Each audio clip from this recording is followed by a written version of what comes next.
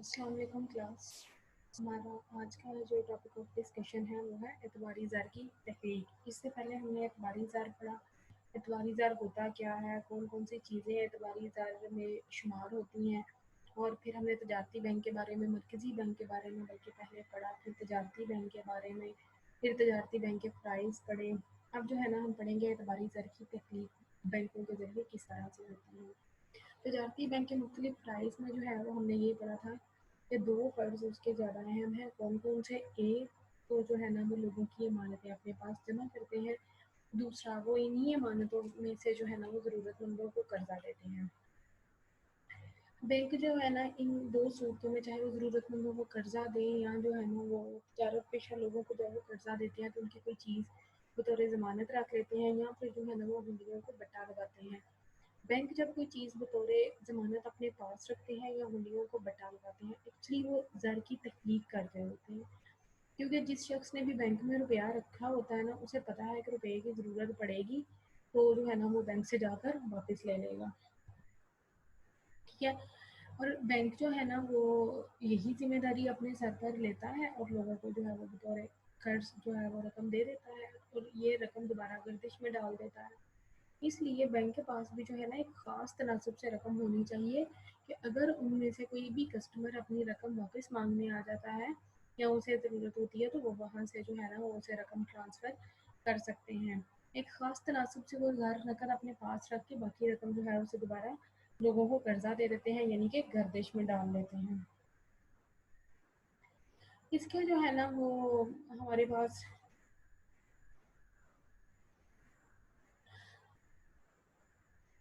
ہم لوگ جو ہے نا وہ یہ سوچتے ہیں کہ اس میں بینک نے 800 روپے فار ایگزامپل قرض دیا ہے تو زر نقد اس نے 116 روپے رکھے ہیں، 160 روپے رکھے ہیں. ٹھیک ہے. نیا قرضہ جو ہے نا وہ 640 روپے ہے. کل رقم پھر ہمارے پاس 800 ہی بنتی ہے، یعنی کہ جو بھی 20% یا 30% کے تناسب سے ہم کہہ سکتے ہیں، آلموسٹ 20% کے تناسب سے 800 میں سے بینک نے اپنے پاس جو ہے نا وہ رقم رکھ لی ہے. پھر جو ہے نا وہ کسی شخص کو اس میں 640 روپے قرضہ دے دیا ہے. اسی طرح جو ہے نا اب یہ پوری رقم اس کے پاس 800 ہو جاتی ہے، اور یہی جو قرضہ کسی اور شخص کو دیا ہوتا ہے یہ بینک کی کسی دوسری برانچ میں پہنچ جاتا ہے. اس طرح سے یہ ایک سرکل چلتا رہتا ہے، اور جب تک نئی امانتوں کے برابر زر نقد جمع نہ ہو جائے زر کی تخلیق ہوتی رہتی ہے. یعنی کہ ابتدا میں آنے والی نئی امانت جو ہوتی ہے 1000 روپے کے برابر بینکوں میں زر نقد جمع ہوتا ہے. یعنی کہ جب ہم اکاؤنٹ کھلوانے جاتے ہیں تو موسٹلی وہ یہ کہتے ہیں کہ آپ 1000 روپیہ جمع کروا دیں، ہم آپ کا اکاؤنٹ جو ہے نا وہ کھول دیں گے. 4000 کے جو ہے نا وہ کیا ہوتا ہے کہ 1000 کے بدلے میں 4000 میں قرضے جاری کر دیتے ہیں. اب زر جو ہے نا وہ جاری کرنے کا یا قرضہ جاری کرنے کا عمل بینک اکیلا نہیں سر انجام دیتا، بلکہ یہ تمام بینکوں کا مشترکہ عمل ہوتا ہے. ٹھیک ہے. ہر پورے بینکوں کی جتنی برانچز ہوتی ہیں یا جتنے بھی بینک اس وقت کام کر رہے ہیں وہ سارے بینک کیا کرتے ہیں کہ ایک خاص تناسب سے زر اپنے پاس محفوظ رکھ لیتے ہیں اور پھر جو ہے نا وہ قرضے جاری کر دیتے ہیں. اس طرح سے زر جو ہے وہ گردش میں رہتا ہے، اگر ایک خاص عمل کے ذریعے جو ہے نا وہ مارکیٹ میں شامل رہتا ہے. مثلاً جو ہے نا وہ یہاں پر انہوں نے اگزامپل دی ہوئی ہے کہ ابتدائی امانت ہے 1000 روپے، یعنی کہ جب اکاؤنٹ کھلوایا اس وقت کی ہم بات کر رہے ہیں. زر نقد کا تناسب ہے ان کے پاس 20 روپے، سوری 20%. اب کچھ ادوار ہیں جس میں نئی امانت ہے، زر نقد کا تناسب ہے، نقد زر ہے اور نیا قرضہ ہے. یہ دیکھیں آپ کے پہلے دور میں انہوں نے 1000 روپے جمع کروایا، زر نقد کا تناسب کتنا تھا 20%، یعنی کہ 200 روپے انہوں نے زر نقد رکھے ہیں، 800 روپے کا جو ہے وہ قرضہ جاری کر دیا ہے.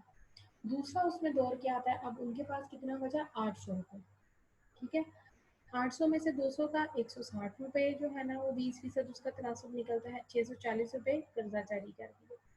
تیسری دفعہ 640 کا جب 20% نکالتے ہیں تو 128 روپے بنتے ہیں. 512 روپے ان کے پاس واپس بچتے ہیں، 512 روپے کا قرضہ جاری کر دیتے ہیں. سملرلی چوتھے اور پانچویں دور میں جو ہے نا وہ 512 روپے ہیں، 20% پہ 120 روپے، یعنی کہ 120.50 روپے بنتے ہیں. 409.50 روپے کا نیا قرضہ جاری ہو جاتا ہے.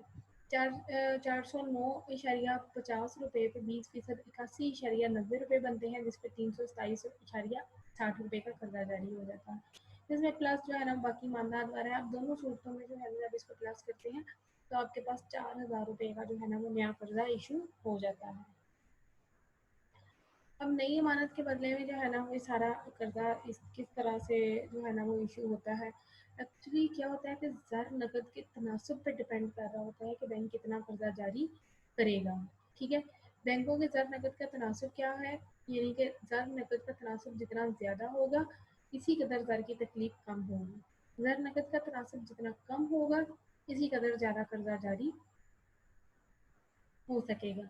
इनके एतबारी दर की तख्लीक क्या है, नई अमानत डिवाइडेड बाय ज़र नकद का तनासुब या फिर अमानतों का मजमुआ इज इक्वल टू नई अमानत multiplied by one divided by ज़र नकद का तनासुब। लेकिन जो है ना इसकी कुछ हदूद या इसकी कुछ बंदिशें हैं, यानी कि कुछ ऐसी चीज़ें हैं जिन पर बैंकों का कोई जो है ना वो कह सकते हैं कि रोक नहीं चल रहा, या कुछ ऐसी चीज़ें हैं जो बैंक की हदूद से बिल्कुल बाहर हैं। सबसे पहली चीज़ है उसमें ज़र नकद की ज़रूरत। लोग एक पहली चीज़ उसमें जो आती है वो ये है कि लोग अपने तमाम तर रुपया जो है ना वो बैंक में जमा नहीं करवाते। ठीक है, एक रकम जो है ना उसका एक ख़ास हिस्सा हम अपनी ज़रूरियात ज़िंदगी पर खर्च करते हैं, अपनी ज़रूरियात पूरी करते हैं उससे। फिर जो है ना वो कहीं जाकर हमारे पास कुछ रकम बचती है और उस रकम को जो है ना वो हम बैंक में जमा करवाते हैं। ठीक है, इससे जो है ना वो क्या होता है कि फिर बैंक जो है ना वो सिर्फ उतनी ही रकम के बदले में ज़र नकद जो है वो उसे तख्लीक कर सकते हैं जिस तरह के उनके पास जो है ना वो सेविंग्स जमा होती है। ठीक है, बैंकों को भी फिर उस रकम में से कुछ हिस्सा जो है ना वो नकदी की सूरत में अपने पास जमा करना पड़ता है ताकि लोगों को अदायगी की जा सके उसकी। इस तरह से ज़र की तख्लीक जो है ना एक बड़े पैमाने पर नहीं हो सकती, बहरहाल वो एक जो है ना ख़ास हद तक या कह सकते हैं कि महदूद हद तक ही होती है।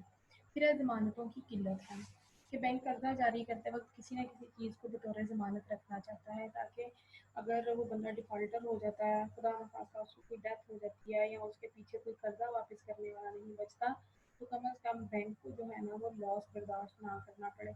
या अगर हम इस सूरत में भी बात करें कि वो बंदा कहीं बाहर चला जाता है या उसने जो कर्जा लिया है उससे उसका कारोबार नहीं चल पाता, उसका कारोबार फ्लॉप हो जाता है, तो इन सारी सूरतों में जो है ना इन सारी सूरतों से देखिए बचने के लिए बैंक अपने पास बतौर ज़मानत कुछ चीज़ें रखना चाहता है। ठीक है, तो लोगों के पास कुछ ऐसी जायदाद होनी चाहिए जिसे वो बैंक के पास जमा करवा सके और उसके बदले में जो है ना बैंक में कर्जा जारी कर सके। लेकिन लोगों के पास पहली चीज़ ये कि ऐसी जायदादों की वैसे भी कमी है। कितनी अगर उन लोगों के पास जो है ना बैंक के पास जमा करवाने के लिए इस तरह की कोई कीमती चीज़ें हों, तो लोग बहरहाल जो है ना उसे बैंक में जमा करवाने की बजाय बेच के अपना जो है ना वो अपनी ज़रूरत पूरी कर सकते हैं। लेकिन जिन लोगों के पास ये सारी चीज़ें होती हैं वो भी बैंक के पास जमा नहीं करवाना चाहते, इस तरह जो है ना वो बैंक में कर्जा काम नहीं कर सकता और ज़र नकद की तकलीफ जो है ना वो या ज़र की तकलीफ दोबारा से नहीं हो पाती बल्कि वो बैंक में ही पड़ा रह जाता है। दूसरी चीज़ है कर्जदारों की किल्लत है। अगर हम अपने इर्द गिर्द देखें, आप अपनी फैमिली में भी देख सकते हैं, आपके रिलेटिव्स हैं, आपके नेबर्स हैं, आपके इलाके में बहुत सारे लोग ऐसे होंगे जिन्हें आप जानते होंगे। तो आप ये देख सकते हैं कि लोग जो है ना वो बैंक से उधार लेना पसंद नहीं करते। वो 2-4 लोगों से उधार पकड़ कर अपनी ज़रूरत पूरी कर लेते हैं, अपनी ज़रूरत को महदूद कर लेते हैं, लेकिन जो है ना वो बैंक के पास जाना लोग पसंद नहीं करते। तो इस तरह से जो है वो बैंक एक बड़े पैमाने पर ज़र की तख्लीक नहीं कर पाता, क्योंकि जब उधार लेने वाले ही मौजूद नहीं होते, तो बैंक जो है ना वो किसी को कर्ज़ इसी तरह फ़राहम नहीं कर सकता। इसलिए ज़र की तख्लीक जो है ना वो नहीं हो पाती, क्योंकि कर्ज़ लेने वाले लोग मौजूद हों तो ही ज़र की तख्लीक भी पॉसिबल है। फिर इसमें एक चीज़ आती है मरकज़ी बैंक की पॉलिसी है कि बैंकों को कर्जा जारी करने की पॉलिसी जो है ना अ, उस पर मरकज़ी बैंक की पॉलिसी भी असरअंदाज होती है, यानी कि अगर मुल्क में पहले से अफरात ज़र हो तो मरकज़ी बैंक जो है वो ज़र की मिकदार को कम करने की पॉलिसी पर अमल पैरा होगा, यानी कि वो ये चाहेगा कि ज़र जो है ना वो नए सिरे से तख्लीक ना किया जाए, लोगों को नए कर्ज़े फ़राहम ना किए जाएँ। ठीक है? क्योंकि तजारती बैंक जो है ना वो मरकज़ी बैंक की पॉलिसी पर अमल करने के पाबंद होते हैं, तो इसलिए जो है वो बाज़ बात मरकज़ी बैंक की तरफ से पाबंदी आयद करने के तौर पर जो है ना वो तजारती बैंक कर्जा फराहम नहीं कर पाते अगर कर्जदार मौजूद हो तब भी। फिर ज़र नकद का तनासब है। ज़र नकद का तनासब यानी कि ज़र एतबार की तख्लीक के लिए आपने फार्मूला पढ़ा है कि नहीं माना डिवाइडेड बाय ज़र नकद का तनासब है, यानी कि बैंकों की इस अमल में जो है ना वो अमानतों का जितना हिस्सा ज़र नकद के तौर पर अपने पास रखते हैं वो एतबारी ज़र की तख्लीक में एक अहम किरदार अदा करते हैं। अगर ज़र नकद का तनासब ज़्यादा होगा तो कम मिकदार में कर्जे फराहम किए जाएंगे, अगर ज़र नकद का तनासब कम होगा तो ज़र की तख्लीक जो है वो ज़्यादा हो जाएगी। यानी कि इस सूरत में हम ये भी कह सकते हैं कि जब मरकज़ी बैंक ये पाबंदी आयद करता है कि लोगों को कर्जे कम फराहम किए जाएँ तो उस वक़्त जो है ना वो बैंक ज़र नकद का तनासब ज़्यादा कर सकते हैं ताकि कम मिकदार में कर्जे फराहम हो सके।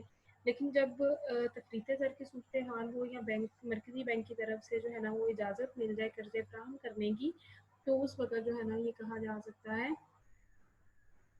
कि ज़र नकद का तनासब बैंक कम रखें ताकि ज़्यादा लोगों को कर्जा फराहम किया जा सके। तजारती बैंकों का इज्तिमाई अमल है। ज़र एतबार की तख्लीक का अमल कोई भी बैंक अपने तौर पर जो है ना वो सर अंजाम नहीं देता, बल्कि ये तमाम बैंकों का एक मुश्तरका अमल होता है। हर बैंक जो है वो एक ख़ास तनासब से अपने पास ज़र महफूज रखता है और उतना ज़र अपने पास रख कर बाकी से कर्जे फराहम करता है। इस तरह ज़र की तख्लीक के अमल में तमाम बैंकों का ताउन जो है ना वो ज़रूरी है। नई अमानतों की मिकदार है कि तजारती बैंकों में नई अमानतों की मिकदार जिस कदर ज़्यादा होगी, बैंकों की कर्जा जारी करने की इस्तदाद इतनी ही मजबूत होगी। यानी कि ज़र एतबार की तख्लीक भी ज़्यादा हो सकती है, जबकि बैंकों में नई अमानतों में कमी की सूरत में वो कर्जों का इजरा और ज़र की तख्लीक भी महदूद मिकदार में करेंगे। फिर है माशी हालात। मुल्की माशी हालात जो है ना इनमें उतार चढ़ाव वो भी इस चीज़ पर बहुत असरअंदाज होता है। यानी कि सरमायाकारी है, पैदावार है, रोज़गार का अमल है।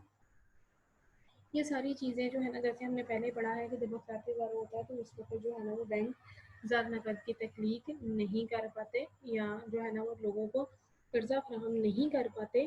तो क्यों क्यों नहीं कर पाते? क्योंकि मरकज़ी बैंक भी जो है ना वो उस वक़्त कीमतों में इस्तेहकाम लाने में या कमी लाने में अहम किरदार अदा कर रहा होता है। तो कोई भी मुल्क या किसी भी मुल्क का मरकज़ी बैंक नहीं चाहेगा कि वहाँ के लोगों को जो है ना वो कम से कम इस तरह की सूरत हाल फेस करनी पड़े जो उनके लिए मुश्किल हालात का सबब बने। तो इस तरह की ये सारी चीज़ें जितने ये हालात स्टेबल होंगे सरमायाकारी के, कसाब बाज़ारी के, सरफ बाज़ारी के, पैदावार के या रोज़गार के, उतने ही बैंक भी अपनी जगह पर स्टेबल होंगे। ठीक है? और वो लोगों को ज़र की तख्लीक या उनको कर्जे जो है ना वो अच्छे तौर पर फराहम कर सकेंगे। पॉलिटिकल स्टेबिलिटी यानी कि जो है ना सियासी इस्तेहकाम भी इस सूरत में बहुत अहम रोल प्ले करता है। अगर सियासी इस्तेहकाम ना हो तो सरमायाकारी लोग नहीं करना चाहेंगे और अगर सरमायाकारी नहीं करना चाहेंगे तो फिर वो बैंकों से कर्जा भी वसूल नहीं करेंगे। ठीक है? तो यहाँ तक थे ये सारे ज़र नकद की तख्लीक का जो है ना वो सारा प्रोसेस और उसकी हदूद और बंदिशें। थैंक यू बच्चों।